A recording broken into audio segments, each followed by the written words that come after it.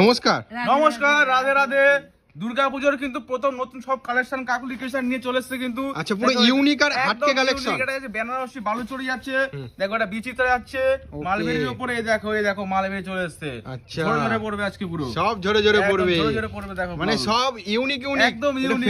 Fendi লাইটে থাকো খালি প্রচুর কালেকশন দেখাবো। ফেন্ডির উপর কারদানা, ফেন্ডি কারদানা আছে, এটাও আচ্ছা। ফেন্ডির কারদানা আছে।